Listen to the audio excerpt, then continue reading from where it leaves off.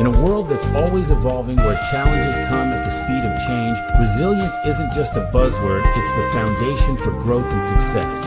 Welcome to Real Resilient Conversations. Every second and fourth Monday at 8:30 p.m. Central Standard Time, we bring you transformative discussions designed to build strength through dialogue. Whether you're a leader aiming to inspire, a team striving to collaborate, or an individual professional seeking growth, Real Resilient Conversations is your guide to thriving in today's dynamic environment. Our mission is clear: foster emotional resilience, cultivate transparent communication, and empower businesses to adapt with confidence. Through our resilient leadership coaching, we don't just talk about resilience, we live it, lead it, and help you achieve it. When resilience becomes part of your culture, every challenge is an opportunity, every setback a lesson, and every team member a leader in their own right. Real Resilient Conversations isn't just a show, it's a movement, a mindset, and a community dedicated to helping you and your organization thrive. Tune in every second and fourth Monday at 8:30 p.m. Central Standard Time and see the difference resilience makes. Be part of the movement and join the conversation live. Watch us on Twitch, Real Resilient Convos. Follow us on Facebook, Real Resilient Conversations with Quita. Get inspired on Instagram at Real Resilient Conversations. Catch our videos on YouTube at Real Resilient Conversations. Wherever you are, Resilient Conversations is just a click.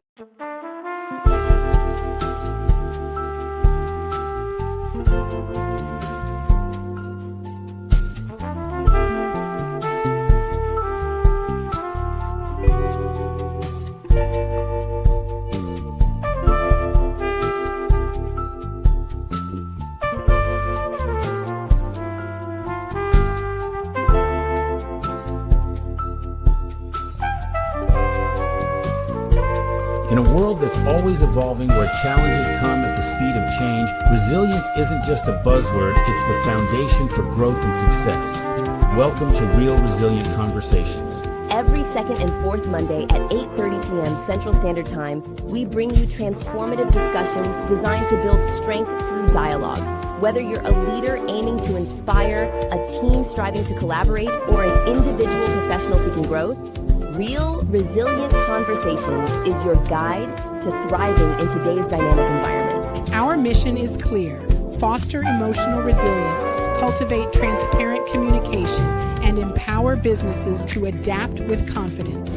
Through our resilient leadership coaching, we don't just talk about resilience, we live it, lead it, and help you achieve it. When resilience becomes part of your culture, every challenge is an opportunity, every setback a lesson, and every team member a leader in their own right. Real Resilient Conversations isn't just a show, it's a movement, a mindset, and a community dedicated to helping you and your organization thrive. Tune in every second and fourth Monday at 8:30 p.m. Central Standard Time and see the difference resilience makes. Be part of the movement and join the conversation live. Watch us on Twitch, Real Resilient Convos. Follow us on Facebook, Real Resilient Conversations with Quita. Get inspired on Instagram at Real Resilient Conversations. Catch our videos on YouTube at Real Resilient Conversations. Wherever you are, Resilient Conversations is just a click. Hey, there y'all go. I was looking for you. Welcome. It's Monday. Come on in. Tag a friend, link it, share it, all that good stuff. It is time to come on in. Welcome. Come on in. Happy Monday and happy belated Cinco de Mayo. Happy belated Mother's Day. And of course, today is National Fibromyalgia Awareness Day. So for all of those dealing with chronic illness, this is your day to inform and make people aware of the things that we go through. So welcome. Thank you so much for joining. If this is your first time coming, my name is Quita. I am here every second and fourth Monday giving you tips and tools and strategies on how to become more resilient in your everyday life. So from day to day, this is what we do. We look at life and we look at how to make it better, how to make it easier, how to come back and bounce back from the things that challenge us, right? So what we want to do is make sure that, since life doesn't stop, we don't either. Go ahead and get your snacks, tag a friend, tell a friend, call a friend, let them know what you are in, let them know what we have going on, because today is going to be amazing. It's going to be good, like Campbell's soup, delicious good. So make sure you come on in, kick your shoes off, tell a friend once again, like, share, subscribe, notification bell so you don't miss out every time we drop some good tools for you here. So if this is your first time, welcome. I just asked if you would just hang on a little tight. I give you 30 minutes of goodness. So if you can hang on for 30 minutes, if you enjoy this type of teaching, hang on. It's going to be great each and every time. We try and make it better for you every time you come. But for those of you who are used to me, who have been a part of the family, part of the R2Cs, hey family, welcome back. My Real Resilient Conversation crew. I love y'all. Thank you for what you do. Thank you for making this possible. For me to continue to live my dream to help other people. So with that being said, down in the comments, if you could, make sure that you tell what you think today's topic has to do with resiliency. How does May I Help You have to do with resiliency, right? Does it mean anything? Is it just something that just kind of seems awkward when it comes to resiliency? And the reason that I ask you that is because I really want you to open up your mind and think outside of the scope of what you normally go through, of what you normally just be like, oh, can I help you? Oh, do you need help with this? But when you're doing it, why are you doing it? And if you haven't been doing it because that is not a part of your personality or your culture or what you grew up doing, then I hope that today kind of takes the lid off just a little bit, just so you can start to open up to why helping and how helping can be beneficial and sometimes not so beneficial. And so I know I have a lot to kind of squeeze in on this first time. I really want to expound on it on the second half, but let's go ahead and get started. So what does it really mean to help someone, right? How do we balance support with self-care? And when we are looking at defining what help is and what it means to us personally, professionally, with our communities, this is where I want us to start, right? And so personally, it's more of the emotional, physical, practical support, right? These are the people that from day-to-day life, they know how to help another person. You see someone struggling with your groceries. Oh, can I help you? Person is a human-to-human type of expression of care. And at its best, it empowers both the giver and the receiver. Everybody is benefiting from it, right? And professionally, it just helps to support others in a way that it contributes to what? The development, the performance, the well-being of whatever it is that you're working towards or working on. It's maintaining respect, it's maintaining boundaries, it's understanding your roles and responsibilities. And in essence, professional help should aim to uplift and clarify and empower, but not control or rescue. And that's a big one, right? We don't want to rescue. We really want to create a bridge and not a crutch, okay? And so with the community aspect of help, like I said earlier, it's more intentional actions taken by not just individuals, but groups of people or a organization of people, right? And it helps to support needs and growth and the welfare of the community, even though it's a shared responsibility. We look at it as a mutual aid and a collective care. It's the collective art of support. It's the collective efforts of resources or services or ways to improve the well-being, the resilience, the cohesion of the group itself, right? And it's connected by the places that they're in, their identities, their experiences. It's all interconnected like a community is, right? All interconnected. And that's how we help each other within the community aspect. Now, if you're thinking about it, let me give you a short story, right? A quick story, just so maybe you kind of get where I'm going with how helping one person can change a life, right? I don't know if you've seen on the intro how it tells you to just tune in and it just might change your life. Same thing here. So there was a young lady, let's call her Maya. There was a young lady who was just about ready to quit. She was frustrated. She went and she sat on a bench, and she just kept thinking, it's just another rejection. It's another dream failed. Everything that I've worked for is just fading. It's gone. And then there was an older gentleman, let's call him Charlie. Charlie came and sat down beside Maya, and he very gently, very calmly, very nicely, he said, "May I help you?" The simple words of "may I help you" changed when people are ready to expound on what they need help with. He listened to what she actually needed help with. He listened to her frustrations. He listened to the things that discouraged her, and he, in turn, encouraged her. He believed in her. He went and he said, "Let me take it. Let me look. Let me see how I can help." He believed in her even when she couldn't believe in herself. This is why what we say, our words are powerful. Our words grow, develop. Our words it's like meat. Our words are building blocks. Our words shift and change, right? And so because he believed in her, it changed how she believed in herself. And sometimes the help that we need or the help that we receive is quiet, silent, right? But it's life changing. So if you're thinking about how you can change a life, how you can save someone, your words today could be the very thing that's changing and saving someone. So let's talk about the difference between helping and enabling. Because like I said, help sometimes can be a bad thing. It's not anything that's too much, right? It can always be a bad thing. So anytime that you go somewhere and you're like, "Oh yeah, well, I'm just going to help." Is it you have to take the time out and really ask the question, is this helpful or is this enabling? Right? So the definition of helping, so to speak, is really just offering the support. It empowers someone to grow, to improve, to move forward, to look at a healthy and a sustainable way for them to do the necessary act, right?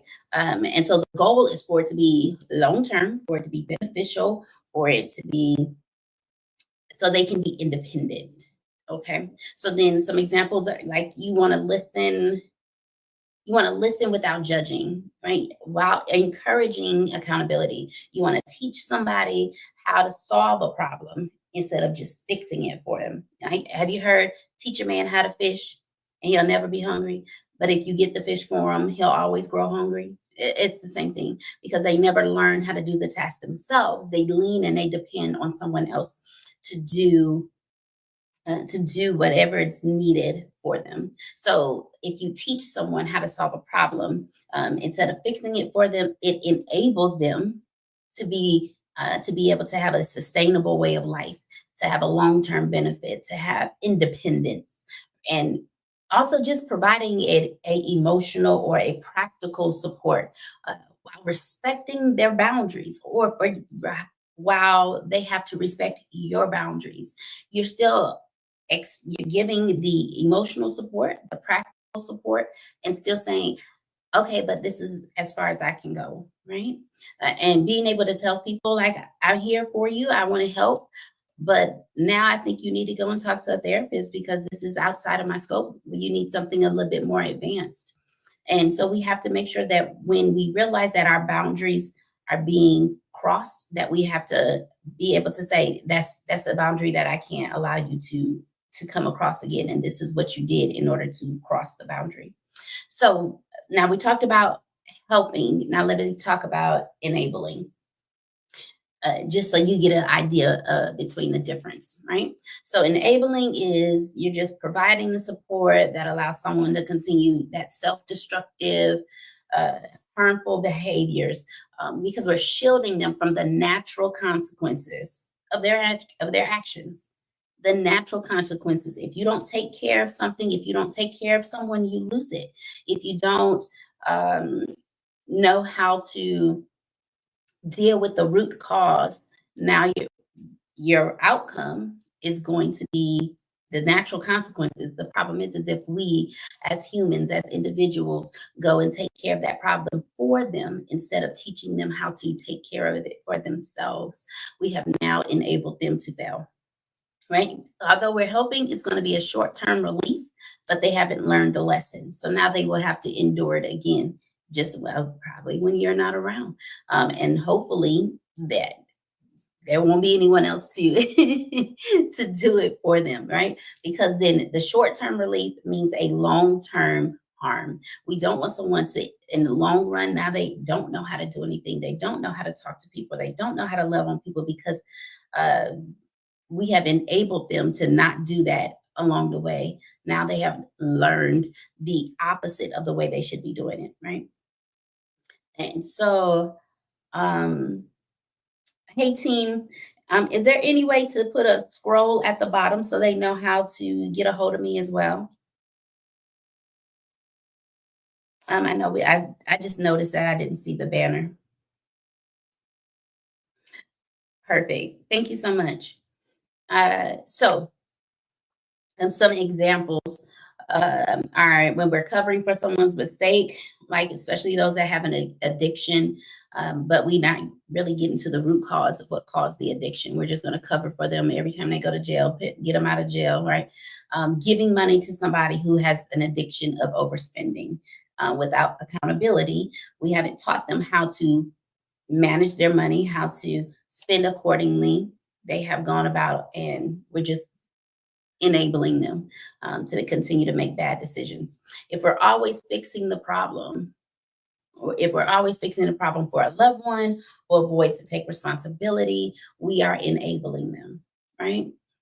So some of the key traits are avoiding confrontation or discomfort.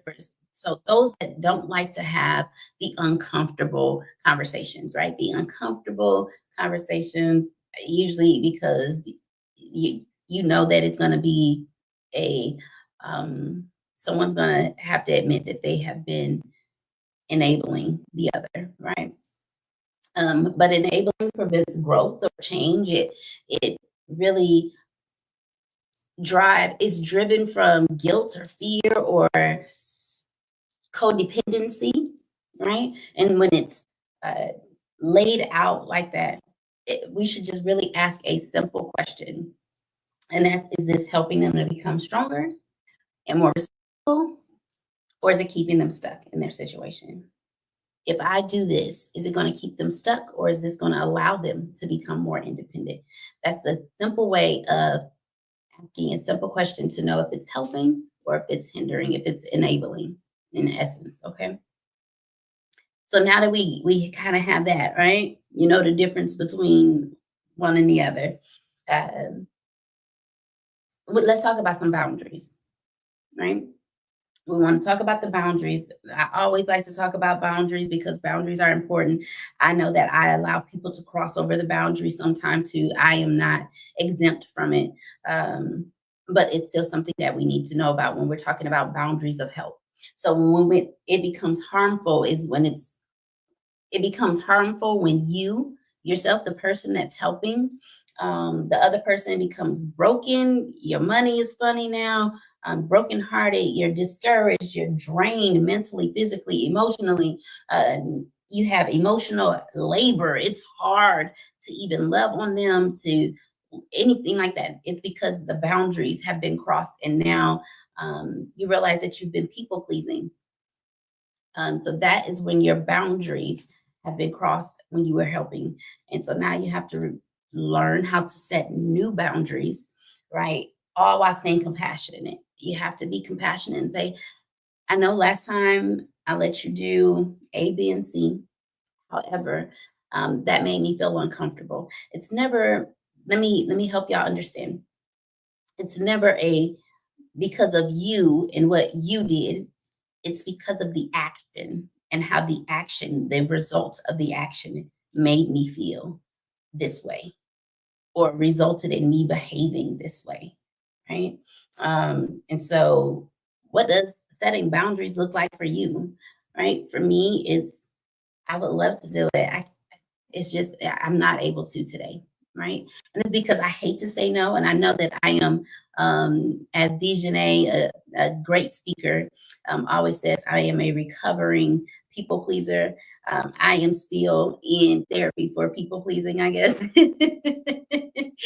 So people pleasing is due to a lack of boundaries, is really what it is. So the power of asking when you're needing help. How many of you out there in the World Wide Web are uncomfortable with asking for help? How many of you don't like to ask for help? And why is it that you don't ask for help? And I know that it takes courage. It takes courage to ask for help because, you want to know how much it's going to take out of you to ask for help. Like everything in you cringes to have to ask someone else for help, right? And it takes even a lot for me because then I've experienced the letdown. I've experienced the throw it back in your face thing. And so I chose to struggle alone. I chose to deal with the physical ailments alone. I chose to not tell anyone or ask for help because I didn't want someone to say, "Oh, remember when I was doing this for you?" So then I'll just do it by myself. No worries. I'll struggle alone. No problem. I've been doing it all my life. However, there's power in asking, just like there's power in no. And these are, okay. Yahari said, I'm not uncomfortable at all. I limit who I ask, and that's the secret sauce. There it is. You got to know who to ask, right? And usually what happens, they're like, oh, if you need something, just call me. Just no problem, just call me. And then you call and they be like, oh, I just walked in the door. I really need to just sit down for a minute. Can I call you back? Then the call back doesn't happen, right? So then you just have to, right? Like you already said, you got to know who to ask. I wonder why, oops, there it is. I wonder why it's not showing when Yahari did it over here. That's okay. I figured it out later. All right. Sorry, I didn't see it over there. So I didn't know. So when we're talking about that, there are some cultural or societal stigmas around seeking support. If you are of the African American committee, African American culture, I guess I should say, they like as soon as here comes such and such, always asking for something. There's a stigma behind people that ask for help or ask for assistance, right? There is power in asking, absolutely. So let's see. I hate that I cannot see those at all. Well, I guess it does that. Team, you have to show me later how to fix it. So anyways, when we're talking about the power of asking, the impact is that people suffer in silence, right? And I'm guilty of it. They suffer in silence. It delays their support. It hides their struggles, and until things finally break down. And then when it breaks down, now they're at a worse situation than if they had been able to, or if they had asked for help in the past, or even earlier, right? And their internal dialogue is, if I was smarter, stronger, better, braver, I wouldn't need help. Now they put the blame back on themselves because they're not used to helping. The "may I help you" needs to be sincere. I always say, be the change that you want to see in this world, right? So me asking to help, most of the time, I don't even have the energy to help. But I know that if I don't become the change that I expect to see in this world, how can I expect someone else to change, right? And so I realize that people don't ask for help because they have experienced letdown. It just wasn't a part of their culture to do so, because then people talked about it. And so the result is that people hide their needs just to preserve their honor, their pride, or just to avoid judgment, right? And the people that avoid seeking help or the support that they're in need of because they fear of being labeled as what? Dramatic, needy, unstable, a burden, right? You name it. Go down the list, and that's what it is. Uh, Seeking help from the outside, you're talking therapy, social service, needing food stamps, needing help with your child care, whatever it is, it carries a fear and a mistrust or a generational trauma that comes along with it. What we're doing now is that we are dissolving those fears. We're dissolving, right, the mistrust. We're dissolving generational in order to let you know that today is your day to realize you have the opportunity to ask for help if needed. And most of the time, help is not just on a financial level. Help is on a, I need a hug. Help is on a, I need to talk. Help is on a, I just need to get out the house for a second. Help is on a, my mental health is not good today. I just need somebody here. Help comes in so many different ways. Help in your spiritual walk. Help is needed in so many different ways. May I help you learn who God is? May I help you learn what love looks like? May I help you understand what it's like to experience the grace and favor? May I help you understand what it's like to be loved and not to be judged and not to want anything from you, right? May I help you? The the thing is that you have to ask for help. You have to ask for it. But when you ask for it, it's a sign of what? Strength. It's a sign of strength. It takes courage to say, I can't do this alone. Interdependence is where your resiliency comes in. It's where your communal act comes in, and it's not a flaw. Once again, it's your strength. It's your emotional strength. It's your mental health strength. It's your physical strength if you need it. It's your strength. All right, but how do we do that? We have to create a safe space. Create a safe space. So we have to normalize the experience, right? I understand. I've been there. And here's what helped me. And this is how I struggled. Do you mind if I help you? Right? Or I hear you, that sounds horrible. That sounds bad. That sounds hard. Do you want support or do you just want someone to listen? Right? Always ask if and how. If and how someone wants support. If they want support and how they would like to be supported. If and how are important. Make sure that I'm staying where I'm supposed to because I'm a walker. You want to talk about what would a support look like for you? What makes support a good thing, right? And then how would it look right now if you had the support that you needed? You want to make sure that you avoid comparison. Anytime that you're the helper, avoid comparison, right? Recognize that everybody's pain or need are valid. How they feel, their opinion is valid. That's their right. In their own context, it's their truth. You want to make sure that you use language that makes it safe and expected, right? In order for them to ask for help. You want to create, I don't want to call it rituals, but you want to create a routine where you're checking in or structures that invite honest sharing. I was talking with someone the other day and I said, when God blesses me with children, I want to make sure my children have a honest, safe space where they can come and talk to me. And even if it's something I don't agree with, I'll explain why I don't agree with the behavior. Give them some examples of how they can make better decisions. Because for me, it's making sure that my children understand problem solving at a young age. They understand the difference and how it can affect them if they make the wrong decision, right? And so You have to ask the question, what do you need more of?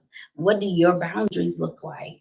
Um, you know, as a helper, you have to also say whatever their boundaries are, let them express that. But as your boundaries as the helper, you have to say, I really want to help right now, but I just can't. I'm sorry. Maybe you can ask, give them some resources. And if they're like, but see, this is why I came to you, and you say, I want to help. However, I can't because of whatever your reasoning is, right? Your safe space isn't soft, but it's sacred. So let me see how I can put this. It's where your healing, growth, and resiliency can begin. Soft soil is where it all begins. You can't grow in hard soil, right? Where it's packed down, it can't grow. But when it's on the softness, right, is where it has the opportunity to expand and grow.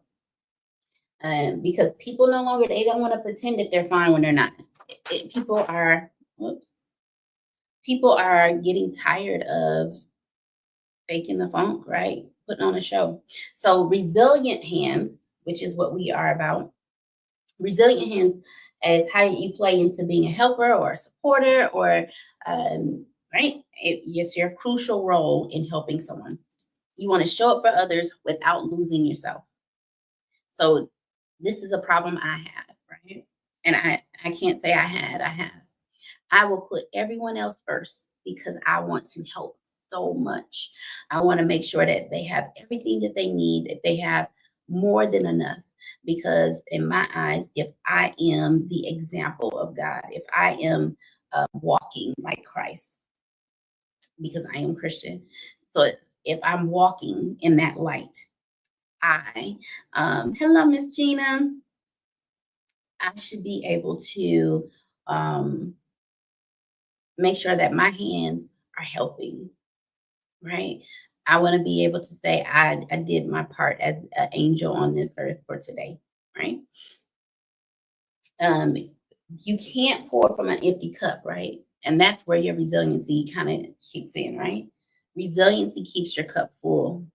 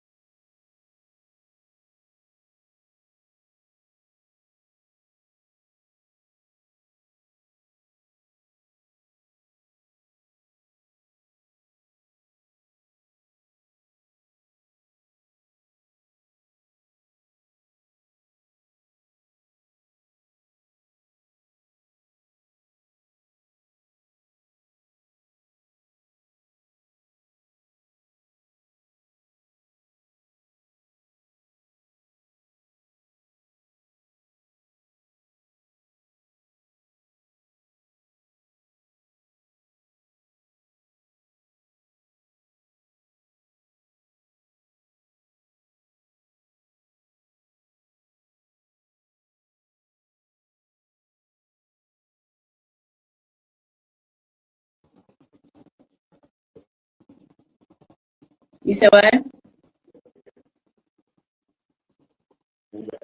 Okay. All right. Well, I learned something today. That just happened.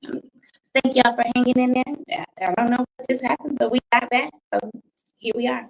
Thank y'all for being patient. Goodness, where were we at? Resilient hands. Resilient hands. You want to walk with them through their process. This is how being resilient helps with you saying, "May I help you?" Walk with your friends, your coworkers, your spouse, your significant other, your children. Walk with them through their process for them to make their decisions. Give them some advice and still let them make their decisions and walk through those decisions with them. Okay. You want to make sure that it aligns with your values. So you're helping people do things that still align with your values and your morals. So that way you are not conflicted, right? You're not trying to save everybody. You're doing what you're supposed to do, how you're supposed to do it. Boundaries aren't barriers. They're bridges, like I said earlier. They're bridges. We don't want to be a crutch. We want to be a bridge. We want to make sure that we are not trying to save everybody. And I have to call it the superwoman syndrome. Everybody I come across, I gotta help them. I gotta save them. I gotta, right? And I had a lot of what my homegirl calls build-a-bears. I was doing a lot of build-a-bears to just wanted to help them. They were hurting. They were emotional. Were emotionally immature or unevolved, I guess is another way to look at it. And so I wanted to save everybody. And I had to understand about those boundaries, right? So resiliency allows you to learn your helping techniques. Like it helps you to learn from your experiences, the things that you experienced, the things that you went through, and you had to either learn the hard way. If you gave out much money and now you're struggling, right? That's a lesson. That is part of your resiliency. If you gave too much time to someone and now you're tired, that's a lesson in your boundaries. So although you helped them, right? They learned from it. It's going to be a long-term benefit for them. But now you've overextended yourself. So make sure that you understand where your boundaries are and that you become more effective and emotionally intelligent with your decision making. Because really, resiliency isn't just about the bounce back factor, right? Which is what we usually talk about. But it's about staying rooted while you're reaching out, right? And once again, if you think about a plant, it wants to have the roots in the ground. It's still extending its hands out or its leaves out to be able to help whoever's in need of the reach, if that makes sense. But it's still in its rightful place. And so my challenge is to give me what your takeaways are from today. What is it that you have so far gathered from today's show? And I want you to challenge yourself this week and think of one person that you can support this week. And one way that you can ask for help. So I know that's a lot for some of y'all. One way that you can help someone else and one way that you can ask for help on this week. Let me tell you this real quick. Pastor Darius Daniels of Change Church, he said something that made my spirit leap, right? And it was in response to self-sabotage. And so he's in a series called Goated. And the goat, of course, is God. And then he's saying, but we are self-sabotaging our own selves, not just spiritually, but in so many different ways.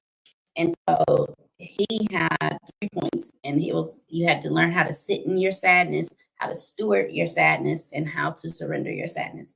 For me, in this particular topic with us, I want you to sit in knowing what your why is. Why are you helping? I want you to sit and know what that is. What your why is. Steward your helping hands. Steward your resilience. hands appropriately, right? Make sure, that it is propelling you to help someone, heal someone, love on someone. It is helping others to grow, right? This is how Real Resilience got started. It was about being able to share my experiences, share my knowledge to help grow the next person. If I'm prepared to help other people, this would not be right. But I am thankful for those of you that come on, that share, that stick around week after week, and really third one for our topic would be to surrender to helping. When we humanity, and then you realize that one day you may be the one that needs the help. So make sure that you're helping, because it may be you that is in need help the next time, right? I am well over my time. Technical difficulties, but I appreciate you all that stay. I hope you enjoyed it. I hope you enjoyed it. I pray we have said something to jumpstart resiliency by giving you the tools needed for you to be successful in your present life and in the days to come. If not for you, for future generations, for your friends, for someone on your timeline that may need to hear these words of encouragement. So it only takes a second. I'm asking if you could make sure that you like, share, subscribe, hit the notification bell so you don't miss out on anything. It is with great pleasure that I thank you that you have joined me. Once again, my name is Miss Quita. Here at Real Resilient Conversations, we come back on the 4th Monday, so that will be on the 26th of May. 26th of May, as we discuss part 2 of May I Help You. Now, we are going to have a special guest. So that means we're going to go a little longer. I have no idea if I should tell you who our special guest is. So I'm just going to have you on your toes there. But we will have a special guest. But remember, it is a sin to be good when you've been called to be great. So until next time, I pray that you come back to the same place with the same smile, the same face, love, joy, peace, and happiness. I pray to you, be the change that you want to see. See you later. Bye.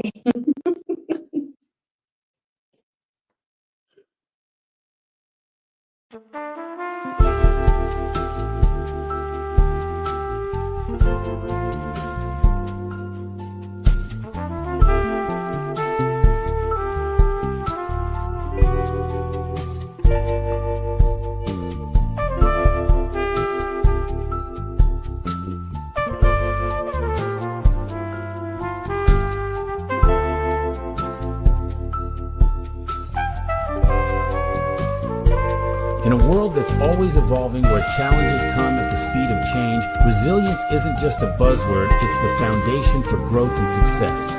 Welcome to Real Resilient Conversations. Every second and fourth Monday at 8:30 p.m. Central Standard Time, we bring you transformative discussions designed to build strength through dialogue. Whether you're a leader aiming to inspire, a team striving to collaborate, or an individual professional seeking growth, Real Resilient Conversations is your guide to thriving in today's dynamic environment. Our mission is clear: foster emotional resilience, cultivate transparent communication, and empower businesses to adapt with confidence. Through our resilient leadership coaching, we don't just talk about resilience, we live it, lead it, and help you achieve it. When resilience becomes part of your culture, every challenge is an opportunity, every setback a lesson, and every team member a leader in their own right. Real Resilient Conversations isn't just a show, it's a movement, a mindset, and a community dedicated to helping you and your organization thrive. Tune in every second and fourth Monday at 8:30 p.m. Central Standard Time and see the difference resilience makes. Be part of the movement and join the conversation live. Watch us on Twitch, Real Resilient Convos. Follow us on Facebook, Real Resilient Conversations with Quita Qui. Get inspired on Instagram at Real Resilient Conversations. Catch our videos on YouTube at Real Resilient Conversations. Wherever you are, Resilient Conversations is just a